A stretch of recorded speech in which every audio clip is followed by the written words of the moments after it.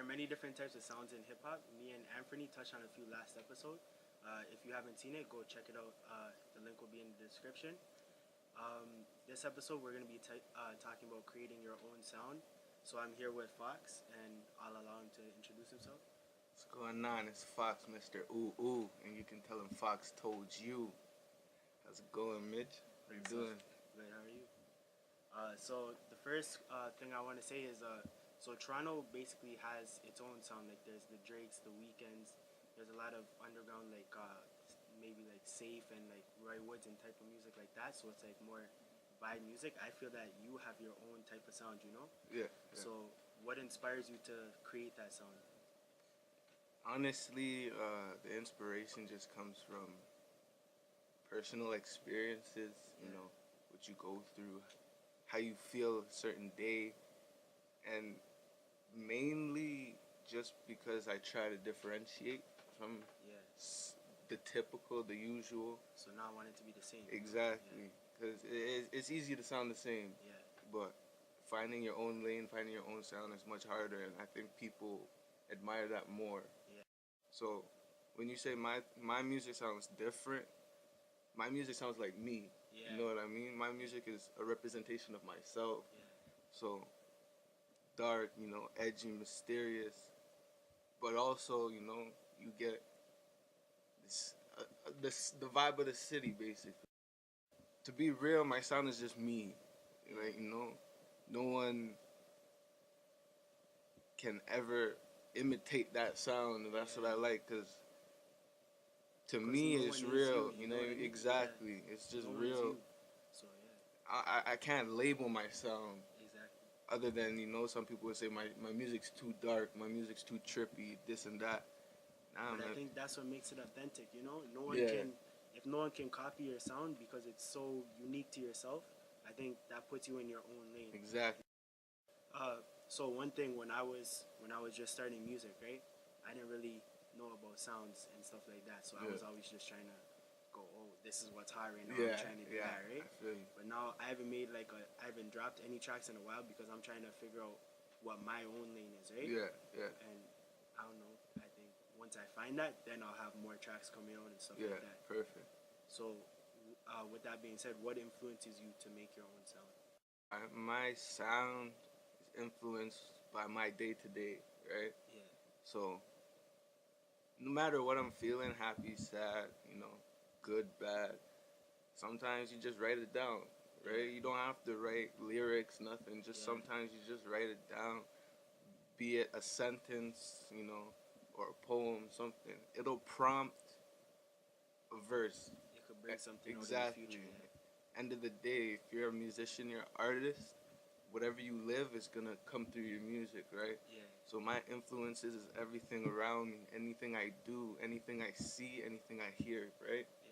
So from listening to different artists, from seeing different paintings, from walking down the street, you know what I mean? Yeah. Those are my influences. My influences are my environment, basically. Just taking different opinions, right? And seeing how people think is interesting to me.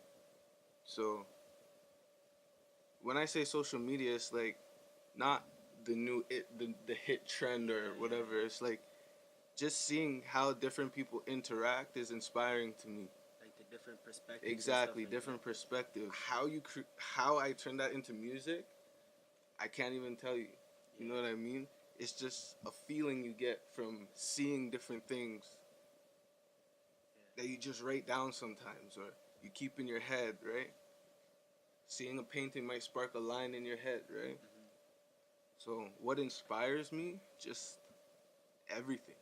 Going back on the different perspectives, I think that sometimes you need to be able to, like, you have your one point of view, but I think sometimes when you see that other person's point of view, I think that can also spark a lot of, like, just, I don't know the correct word, but like it can spark a lot of, I'll say inspiration. I don't know, but like seeing the way other people think is like, it's very interesting to, like, at least me as a person, right? Yeah. Because like sometimes I have like one fixated view on something, Yeah. and then after I see, oh, this person said this, Yeah. that's actually like never thought of it like that. Exactly, You know what I mean? and it opens your mind, right?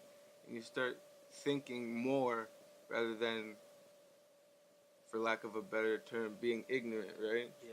It's just seeing how people think will make you want to think in a certain way, right? And to relate that back to the main topic, it's like hearing different sounds will make you question or think about how they got to that sound. Yeah. Right? And then you self-reflect, right? Yeah. And then hopefully, the end goal being making your own sound, you get there, right? Yeah. Everybody wants to rap about how they have this and have that. Cool, if you have it, do it, right? Yeah. But how did you get it? You know what I mean? Yeah. How did you get there? Yeah, you have money. How did you get that? What did you go through to get that? And it doesn't have to be vulgar, Not everyone's living the same shit. Not everyone's doing the same shit to get their shit. You know what I mean? So you don't have to sound like Joe Blow from down the street because he's doing what he has to do, right? Yeah. If you're sitting at home playing video games and you like that shit and you want to make music, then rap about it. You know what I mean? Yeah. If you're an artist and you have a sound, what you do, no matter what you do, could be put in a song, right? As long as you feel good about it. And the thing is, if you write about your life, there's always going to be that one person, no matter where it is, that's going to relate to it. Exactly, right? So, if you're writing about what you live, right? Like you said, even if one person can relate, then, in my opinion, you've achieved your goal, right? Yeah, exactly. Because you write for yourself. Some write for the fans. Me personally, I write for myself. And if someone's feeling it, then perfect. I feel like when I write music, it's not really, I don't even care who hears it. It's just it's like therapy, Exactly. I'm just like writing out what I feel. Exactly. Sometimes like I'll be in a bad place and like it just helps me get out of that place. Exactly. And that's what music should do, you know what I mean? It should help cope with the mood you're in, you know what I mean? Yeah. Depending on the mood you're in, you put on a certain song. Why? Because you can relate to that song at that time.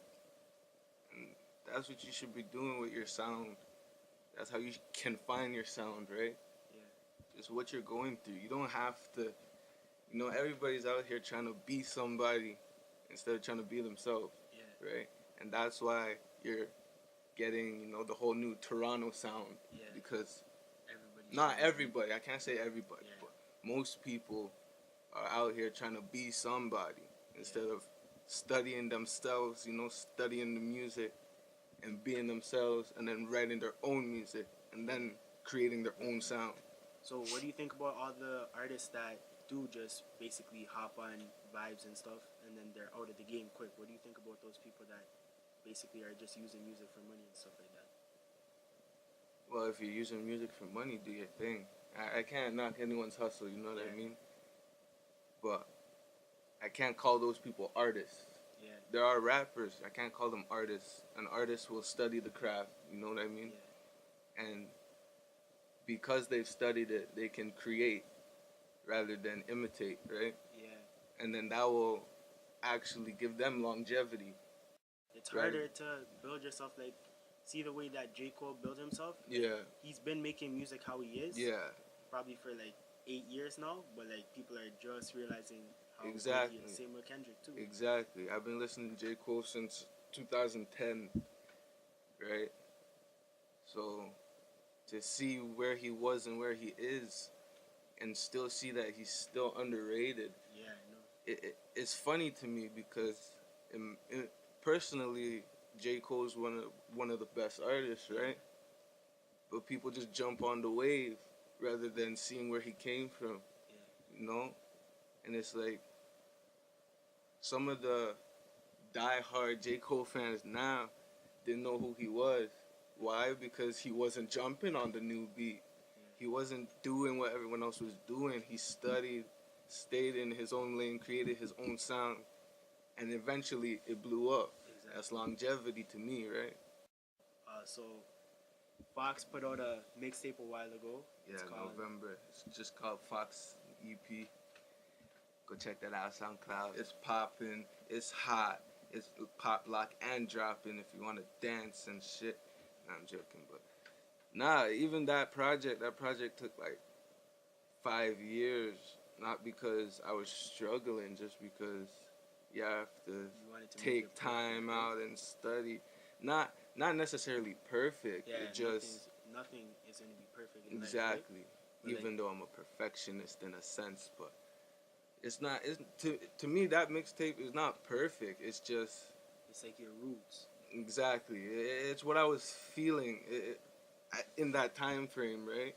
Yeah. So honestly, in that 5-year span, all the music we recorded, I could have put out maybe 4 or 5 different mixtapes, right? But it was finding the exact tracks that you think fit together to make the sound I was trying to, to convey the message I was trying to convey. It didn't take the 5 years, but it was good that it did. I took those 5 years because it came out a lot better. Yeah. Because I waited, because I studied, because instead of just jumping on, the mainstream beats, I searched and looked and found actual sounds that made me or that resonated with me and that I felt portrayed my image correctly, right? Yeah. So that collection of music, that EP, was just an introduction. Yeah. Right? There's more to come? There's a lot more to come. Trust me. Trust me. But even that, right? In those 5 years, a lot happened, right? Yeah. And you didn't get to touch on all those things, did you? There's a lot to touch on, but it's just like it's an appetizer. You know what I mean? Yeah. We're still waiting on the main course. Oh my goodness! Saying you're gonna be eating. I'm gonna feed all of you with this. It's gonna be nice. It's just that EP was like sound wise. Yeah.